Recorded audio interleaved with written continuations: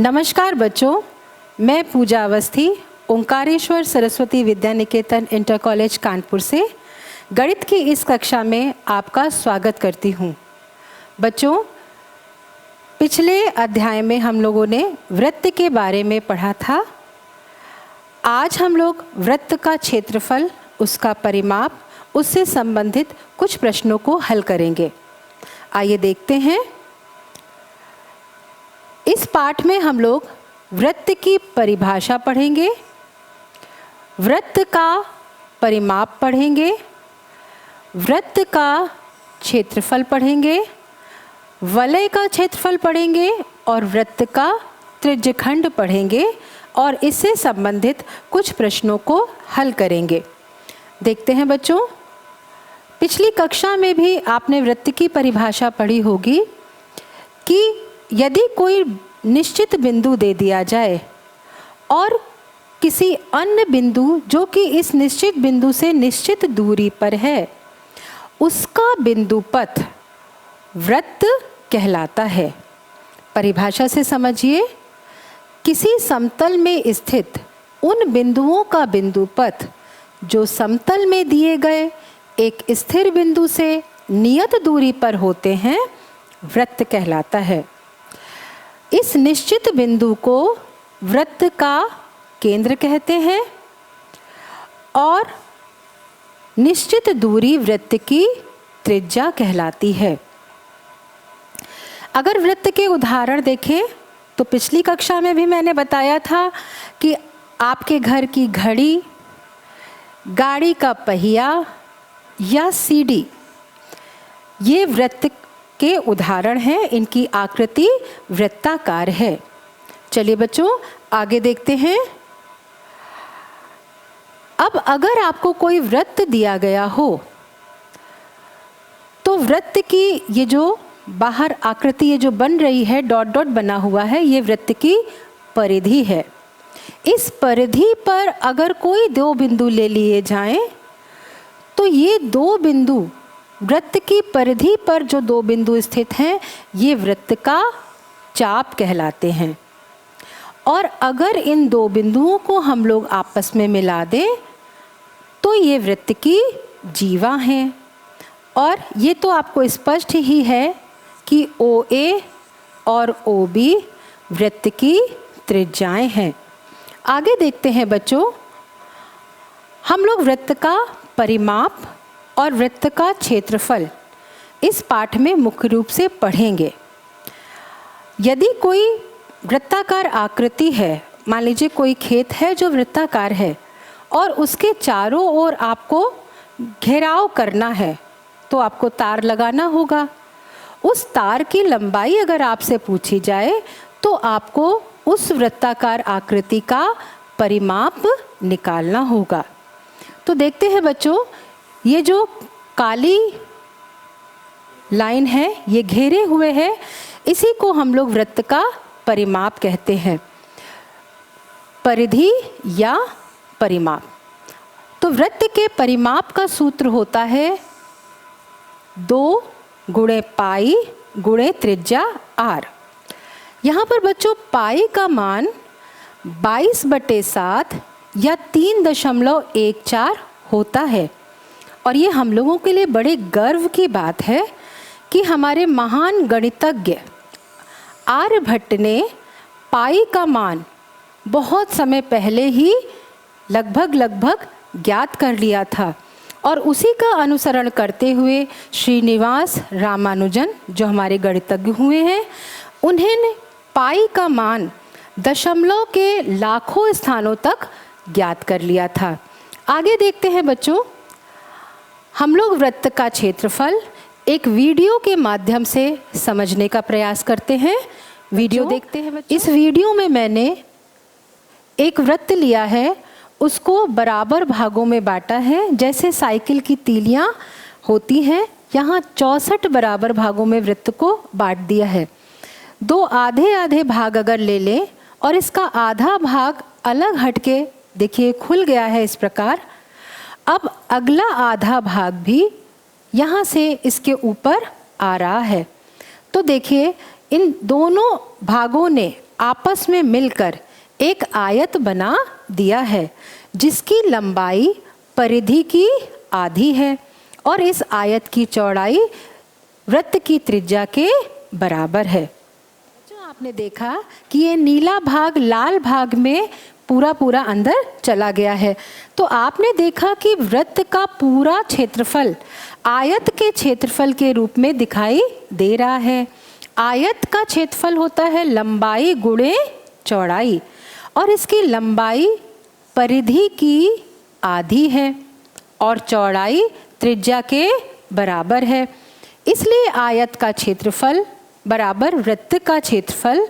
जब हम मान रखेंगे तो लंबाई गुणे चौड़ाई, यहाँ से क्षेत्रफल आएगा। लंबाई का मान है पाई गुणे त्रिज्या गुणे चौड़ाई है त्रिज्या, तो क्षेत्रफल आ गया पाई इंटू त्रिज्या का वर्ग।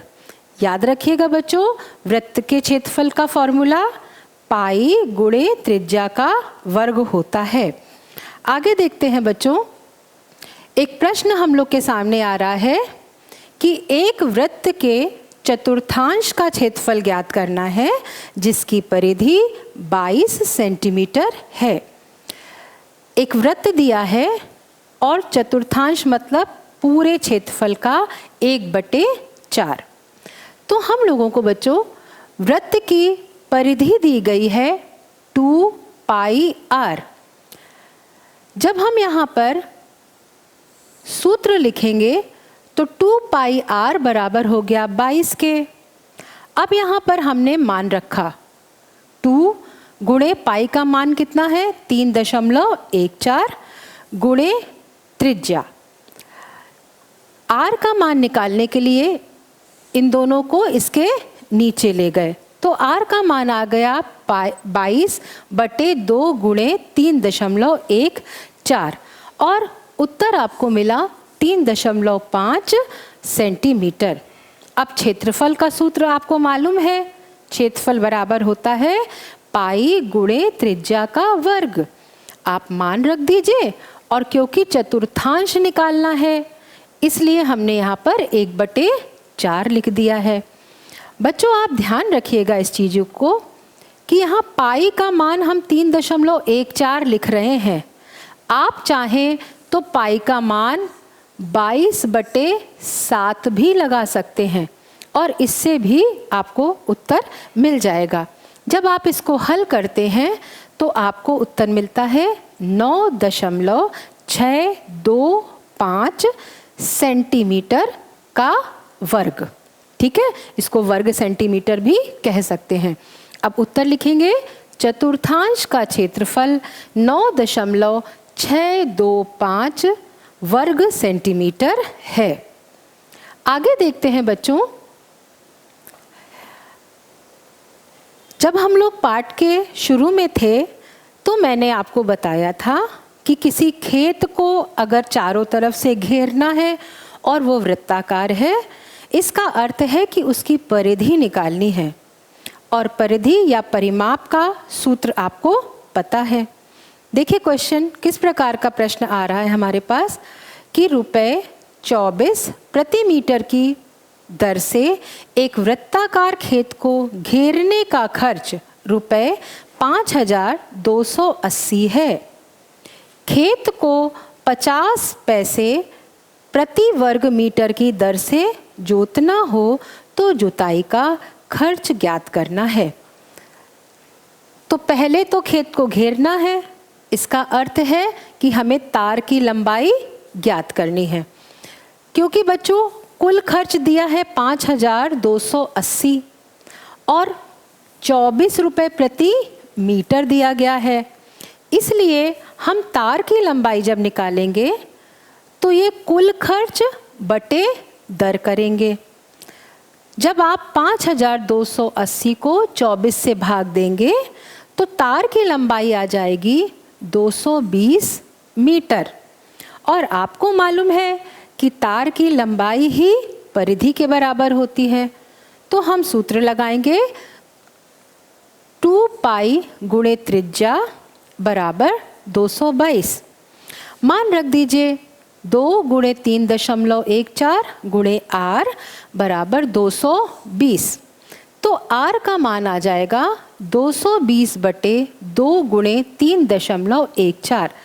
फिर से वही बात, पाई का मान आप पर निर्भर करता है कि आप 22/7 भी लगा सकते हैं और गणना कर सकते हैं। तो यहाँ से r का मान हमको मिलेगा 35 मीटर। अब वृत्ताकार खेत का क्षेत्रफल, क्षेत्रफल तो अंदर समझ रहे होंगे ना बच्चों, ये जो घास लगी हुई है अंदर की तरफ, ये क्या है? क्षेत्रफल है। अब कह रहे हैं कि खेत को जोतना है, तो मतलब क्या निकालना है? क्षेत्रफल निकालना है। देखिए बच्चों, हम लोग क्षेत्रफल का सूत्र लिखते हैं। क्षेत्रफल का सूत्र है पाई गुणे त्रिज्या का वर्ग। मान रखते ही आपको उत्तर मिलेगा 3850 वर्ग मीटर। बच्चों यहाँ पर खर्च आपसे पूछा गया है और खर्च के लिए क्या करना पड़ेगा? 50 पैसे से गुणा करना पड़ेगा। आपने यहाँ पर देखिए 0.50 लिखा है, मतलब गुणा करते ही आपको खर्च आ जाएगा 1925 रुपये। आगे देखते हैं बच्चों। अब देखिए बच्चों, एक वलय का क्षेत्रफल समझा रहे हैं आपको कि अगर 2 संकेंद्रीय वृत्त दिए गए हों। संकेंद्रीय वृत्त पिछले पाठ में भी मैंने बताया था कि यदि दोनों वृत्तों के केंद्र एक ही बिंदु है तो संकेंद्रीय वृत्त कहलाता है। और हमें वलय दिया गया है, मतलब ये भाग हमारे पास है और इसका ही क्षेत्रफल ज्ञात करना है। बाहरी वृत्त की त्रिज्या आपने बड़ा R लिखी है और छोटे वृत्त की त्रिज्या छोटे r से दिखाई है। तो अब देखो बच्चों, अगर इसका क्षेत्रफल निकालना है इस बीच के पीले भाग का, तो बाहरी वृत्त के क्षेत्रफल में से छोटे वृत्त का आंतरिक वृत्त के क्षेत्रफल को घटा देते हैं। तो सूत्र बन रहा है, देखिए, पाई r² माइनस पाई छोटा r का स्क्वायर। अब देखो बच्चों, a का मान आ गया पाई बड़े वृत्त की त्रिज्या का वर्ग माइनस छोटे वृत्त की त्रिज्या का वर्ग। इसी से संबंधित एक प्रश्न हम लोग हल करने जा रहे हैं। आइए देखते हैं बच्चों। देखिए, यहाँ पर एक तालाब बना हुआ है और आपने अक्सर देखा होगा कि तालाब के किनारे चबूतरा बनाया जाता है। अब उस चबूतरे को बनाने का खर्च कितना आएगा, ये हम लोगों को निकालना है। तो प्रश्न किस प्रकार है कि किसी वृत्ताकार तालाब का व्यास 17.5 मीटर है। तालाब के चारों ओर 2 मीटर चौड़ाई का रास्ता बनाने के लिए ₹25 प्रति वर्ग मीटर की दर से कितना खर्च आएगा। तो बच्चों, तालाब देखिए अंदर वाला वृत्त है और रास्ता ये पीला वाला इसके चारों ओर रास्ता है। ये तभी निकाल पाएंगे जब हमें बाहर की त्रिज्या पता चल जाए। अंदर तालाब का व्यास दिया है 17.5 मीटर और त्रिज्या हमेशा व्यास की आधी होती है। तो यहाँ पर देखिए, हमने तालाब का व्यास है 17.5 मीटर, तो त्रिज्या हो गई 17.5 को 2 से भाग दे दिया और त्रिज्या का मान आ गया 8.75 मीटर। अब अगर ये 2 मीटर चौड़ा रास्ता कह रहे हैं कि बनाना है, तो आप छोटे r में 2 मीटर को और जोड़ दीजिए तो आपको बड़े r का बाहरी वृत्त की त्रिज्या पता चल जाएगी। आपने मान रखा तो देखो बच्चों, ये त्रिज्या का मान 2 जोड़ने पर 10.75 मीटर आ गया है। अब अभी हम लोग ने सूत्र पढ़ा था कि इस रास्ते का क्षेत्रफल क्या होगा, पाई r² बाह्य वृत्त का क्षेत्रफल माइनस आंतरिक वृत्त का क्षेत्रफल। अब आप इसमें मान लगा दीजिए तो देखिए, पाई का मान आपने रख दिया, अब आ गया R square minus small r का स्क्वायर। अब एक सूत्र आपने पढ़ा था, याद करिए, a का वर्ग माइनस b का वर्ग बराबर a प्लस b गुणे a माइनस b। इसी सूत्र को हम लोग यहाँ पर प्रयोग करते ही हमारी गणना आसान हो जाएगी।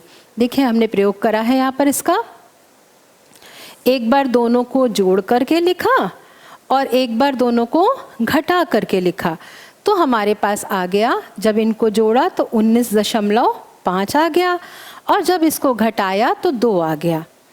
हल करने पर 122.57 वर्ग मीटर हमें प्राप्त हो गया है।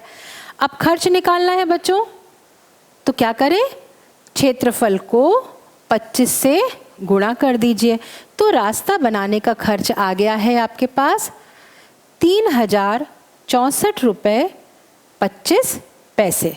ठीक है, जैसा प्रश्न में पूछा जाए आप वैसा ही उत्तर लिखिएगा। रास्ता बनाने का खर्च रुपये 3064 और 25 पैसे भी होगा।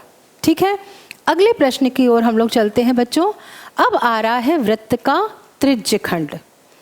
ध्यान दीजिए बच्चों, दोनों त्रिज्याओं और चाप के बीच जो खंड बनता है उसको हम लोग क्या कहते हैं, त्रिज्यखंड कहते हैं।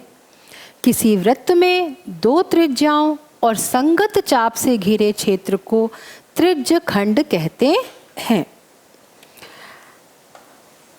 अगर हम आपसे कहें कि अब इसका केंद्रीय कोण बताइए, तो ये त्रिज्यखंड केंद्र पर जो कोण बनाता है उसको हम लोग केंद्रीय कोण कहते हैं। इसको आपको ऐसे भी समझना चाहिए कि वृत्त का चाप केंद्र पर जितना कोण बनाता है उसको हम लोग केंद्रीय कोण कहते हैं। अगर इस चाप के दोनों अंत बिंदुओं को मिला दिया जाए तो इस तरह से भी कहा जा सकता है कि जीवा केंद्र पर जो कोण बनाती है वो भी इसका केंद्रीय कोण ही कहलाता है। आगे देखते हैं बच्चों, लघु त्रिज्यखंड और दीर्घ त्रिज्यखंड के बारे में हम लोग पढ़ेंगे। अगर ये चाप लघु चाप है, पूरे वृत्त का छोटा चाप है, तो इसके द्वारा जो खंड बनेगा वो लघु त्रिज्यखंड होगा। और अगर यही चाप बड़े वृत्त को दिखाता हो, बड़े वृत्त का भाग हो जाए चाप, तो उसको हम लोग क्या कहेंगे, दीर्घ त्रिज्यखंड कहते हैं। देखिए ये जो ऊपर का भाग है इसको दीर्घ त्रिज्यखंड कहा जाता है। अब बच्चों हम लोग ने त्रिज्यखंड पढ़ लिया है, तो हम लोग त्रिज्यखंड की लंबाई कैसे ज्ञात करी जाती है ये देखेंगे। अगर ये वृत्त की पूरी परिधि होती तो इसका केंद्रीय कोण 360 डिग्री का बनता। तो ए और बी कितना कोण बना रहे हैं बच्चों, इसको यहाँ पर ए ये है बिंदु आपका, बी बिंदु ये है और ओ बिंदु ये है, ये ज्ञात करना है। तो देखिए 360 अंश केंद्र पर कोण बना हो तो चाप की लंबाई है 2 पाई आर। अगर 1 डिग्री केंद्र पर कोण बन जाए तो चाप की लंबाई कितनी होगी, 360 से हम लोग भाग दे देंगे। और अगर यही कोण थीटा हो जाए तो चाप की लंबाई क्या होगी, 2 गुणे पाई गुणे त्रिज्या बटे 360 गुणे थीटा डिग्री।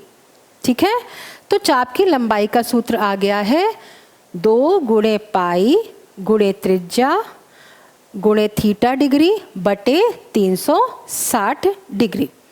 आगे देखते हैं बच्चों, इसी में अगर हमें त्रिज्यखंड का क्षेत्रफल ज्ञात करना हो तो बिल्कुल वही तरीका है जैसे हम लोगों ने त्रिज्यखंड का लंबाई निकाली थी, वैसे ही क्षेत्रफल निकालेंगे।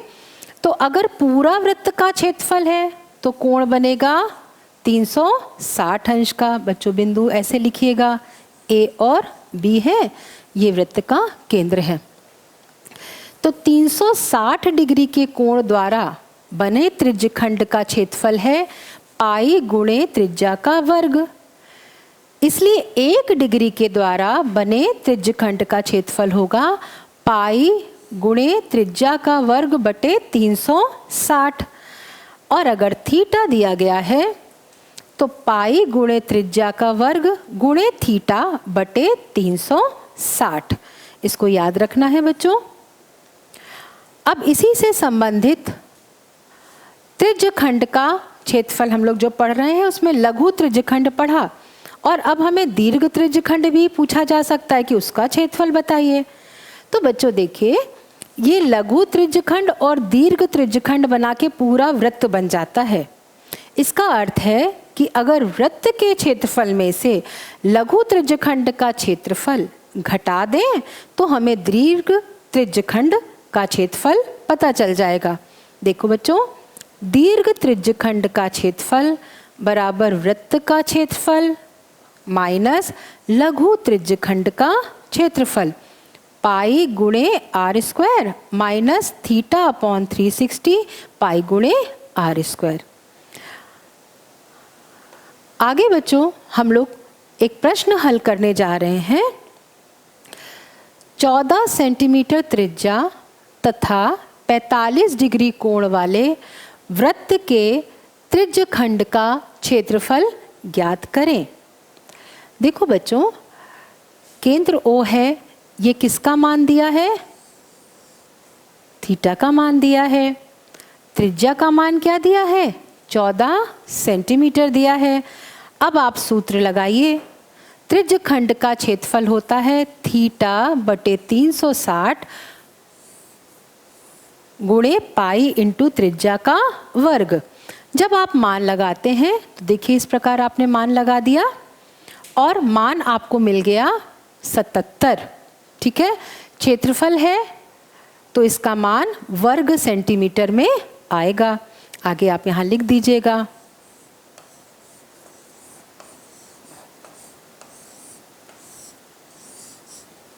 ठीक है, पहले भी मैंने बताया था पाई के मान के लिए इसको 22/7 लगाकर भी प्रश्न को हल कर सकते थे। तो त्रिज्यखंड का क्षेत्रफल 77 वर्ग सेंटीमीटर है। ठीक है बच्चों, आगे देखते हैं हम लोग। अगला प्रश्न हम लोग के पास आ रहा है कि किसी कार के 2 वाइपर हैं जो परस्पर कभी आच्छादित नहीं होते हैं। प्रत्येक वाइपर की पत्ती की लंबाई 25 सेंटीमीटर है।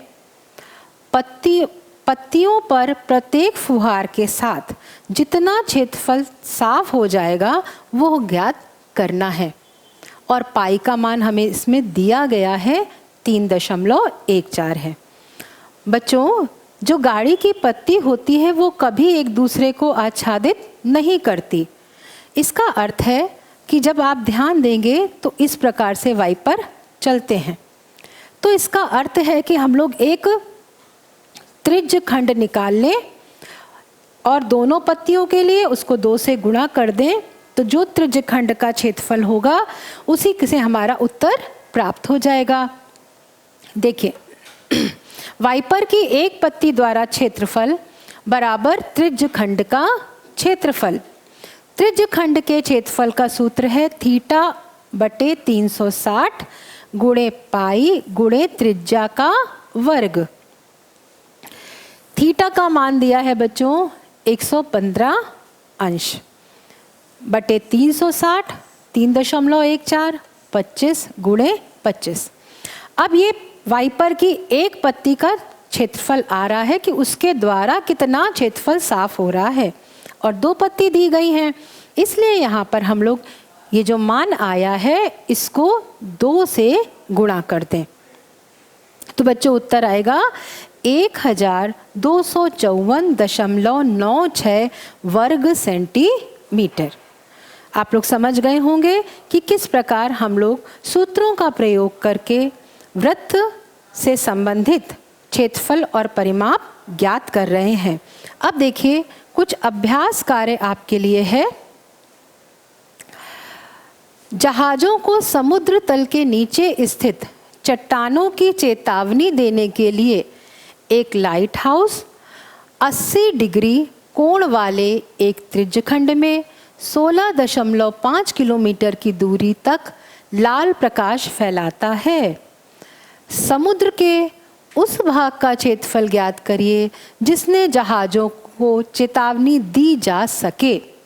तो बच्चों, ये भी देखिए एक त्रिज्यखंड से संबंधित प्रश्न आ रहा है, पर बहुत ही इम्पोर्टेंट प्रश्न है। देखिए अन्य सवाल यहाँ दिए गए हैं, आप इनमें सूत्र लगाकर हल करेंगे। जैसे एक घड़ी की मिनट की सुई का प्रश्न दिया गया था, उसकी लंबाई 14 सेंटीमीटर है। इस सुई द्वारा 1 मिनट में रचित क्षेत्रफल ज्ञात करना है। तो पहले 60 मिनट में कितना क्षेत्रफल होता है वो निकाल लीजिए, फिर 1 मिनट का निकाल लीजिए और आप प्रश्न को हल कर लेंगे। आगे देखिए कुछ गृह कार्य के प्रश्न आपके लिए हैं। गृह कार्य में दूसरे नंबर का प्रश्न देखिए कि एक कार के प्रत्येक पहिए का व्यास 80 सेंटीमीटर है। गाड़ी 60 किलोमीटर प्रति घंटा की दर से चल रही है, तो प्रत्येक पहिया 10 मिनट में कितने चक्कर लगाएगा? तो बच्चों, सेंटीमीटर और किलोमीटर, घंटा और मिनट, इन मात्रकों को ध्यान में रखिएगा। जैसे ही बदलेंगे तुरंत आपका प्रश्न हल हो जाएगा। अगला क्वेश्चन देखेंगे बच्चों। एक और प्रश्न आप देख लीजिए, बहुत इंपॉर्टेंट है कि एक छतरी में 8 ताने दी गई हैं। इसकी 8 ताने हैं, तो पूरी छतरी में 360 डिग्री का कोण बनेगा। तो 8 ताने अगर हैं तो प्रत्येक कोण कितने डिग्री का बनेगा, निकाल लीजिए। और एक सपाट वृत्त मानते हुए इसकी क्रमागत तानों के बीच का क्षेत्रफल मतलब एक त्रिज्यखंड बनेगा, और आपको क्या निकालना है, उस त्रिज्यखंड का क्षेत्रफल ज्ञात करना है। तो बच्चों, आपने इस पाठ में वृत्त का क्षेत्रफल, त्रिज्यखंड का क्षेत्रफल और उसके परिमाप के बारे में पढ़ा है।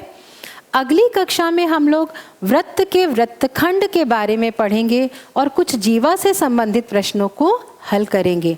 अगली कक्षा में फिर मिलेंगे बच्चों। धन्यवाद।